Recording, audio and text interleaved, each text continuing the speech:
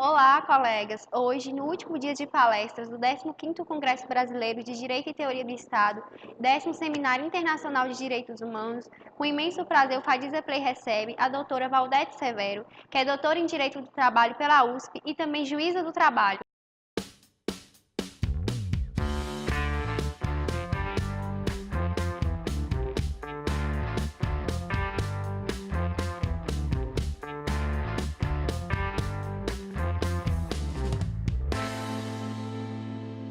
Doutora, bem-vinda! Obrigada. Bem-vinda, doutora. Boa Obrigada. noite. Boa noite. Para darmos início ao nosso bate-papo, quais os principais reflexos da reforma trabalhista no que tange o acesso à justiça do trabalho? São terríveis, porque a Lei 13.467 altera alguns dispositivos, estabelecendo, por exemplo, um dever para o trabalhador, mesmo que ele tenha o benefício da gratuidade da justiça, de recolher custas se ele deixar o processo ser arquivado, para poder entrar com uma nova ação. E do mesmo modo estabelece que mesmo o trabalhador ou a trabalhadora que tiver o benefício da gratuidade da justiça tem que pagar honorários de advogado daquilo que ele não convencer o juiz de que ele tem razão e honorários de perito caso a perícia tenha um resultado desfavorável à tese dele.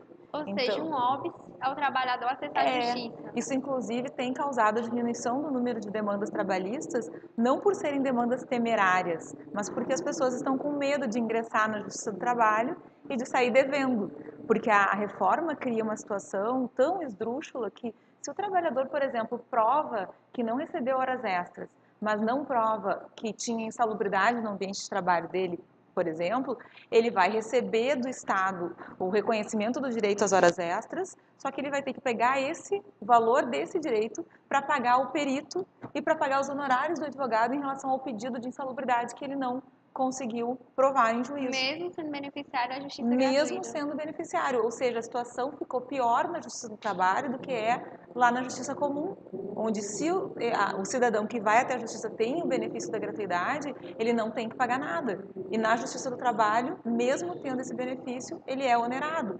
Então é muito claro, e até agora o STF começou a examinar a DI 5766, que é justamente sobre o acesso à justiça, e ficou muito claro, inclusive no voto do ministro Barroso, que o objetivo dessas alterações é vedar o acesso à justiça.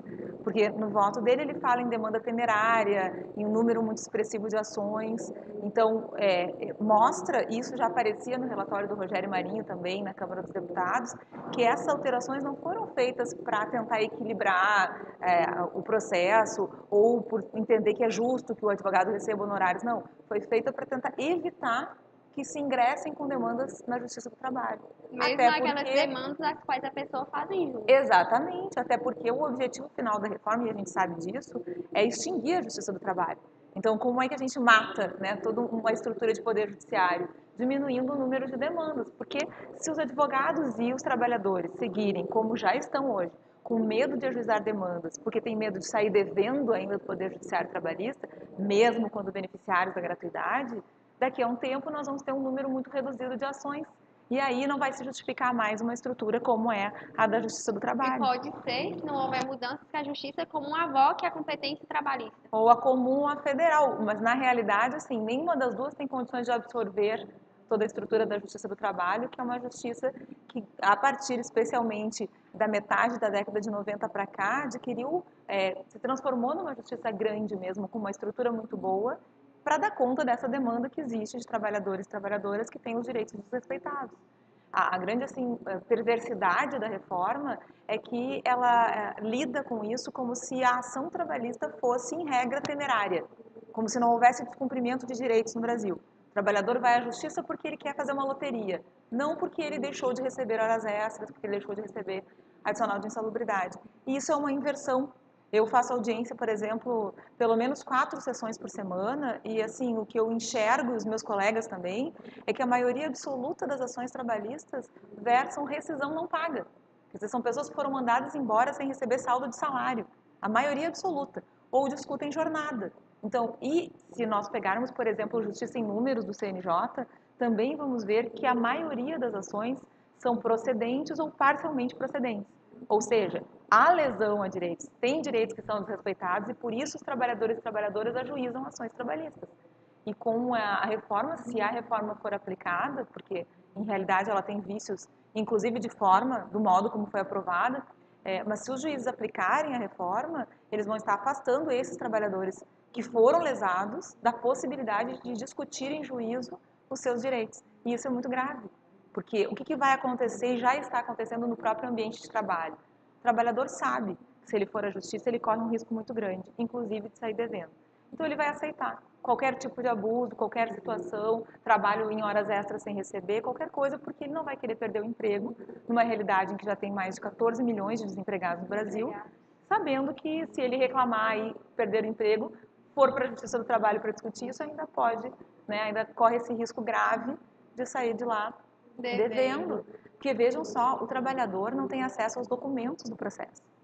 E algumas questões são muito difíceis de serem provadas.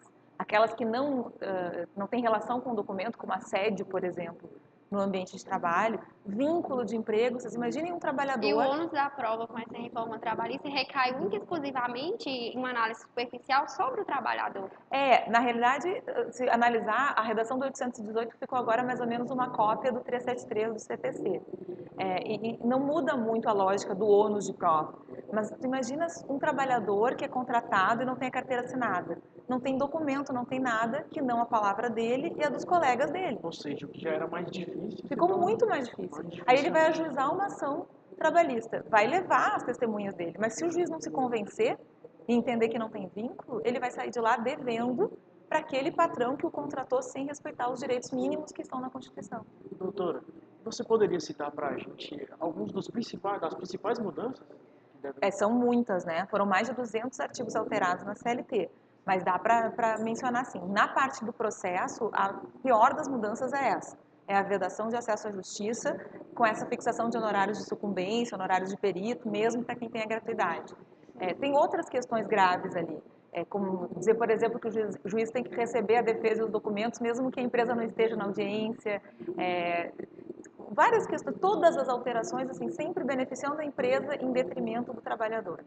Na área do direito material, as alterações mais graves são permitir jornada de 12 horas, jornada normal de 12 horas, com supressão de intervalo, e que essa jornada seja ajustada por acordo individual entre o trabalhador e o patrão. Permitir que gestante trabalhe em ambiente insalubre em grau médio ou mínimo. Permitir que lactante, quem está amamentando, também trabalhe em ambiente insalubre. Dizer que prêmio, por exemplo, que pagamento por produtividade não é mais salário, é indenização, porque daí não repercute nas férias, no FGTS, no 13º. Então também o intermitente, que é uma das poucas situações que foram comentadas, inclusive durante a tramitação da Lei 13.467. O intermitente é uma pessoa que vai ser contratada, vai ter a carteira assinada, mas não sabe quando vai trabalhar, quantas horas vai trabalhar, então não vai ter uma remuneração mínima por mês. E a lei é tão assim perversa mesmo que ainda coloca lá assim que o intermitente tem direito às férias, assim compreendido o direito de não ser chamado um mês durante o ano. Ou seja, você tem um vínculo contratual, mas não tem emprego. Exato, porque se ele não for chamado, o que acontece? Ele não recebe. Então isso não é férias, né?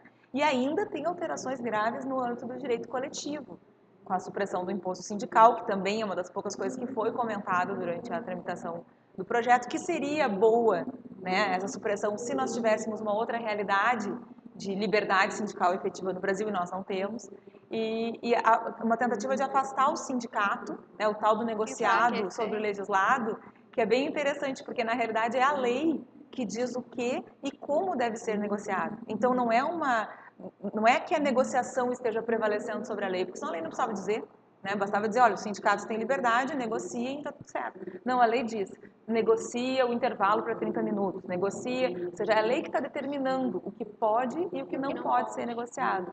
E afastando o sindicato de várias situações, criando aquela possibilidade de uma comissão de representantes de trabalhadores e do empregador no âmbito da empresa para tentar esvaziar a atuação sindical, dizendo que o sindicato tem que ser chamado em todas as ações que tiver discussão sobre cláusula de norma coletiva, tem que chamar o sindicato como litisconsorte. Quer dizer, qual é o sindicato que vai ter condições de responder a tantas demandas?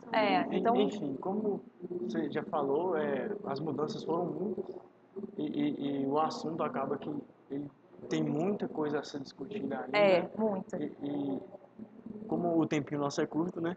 Vamos agradecendo a você pela entrevista dada, por todas as informações prestadas por Vossa Senhoria.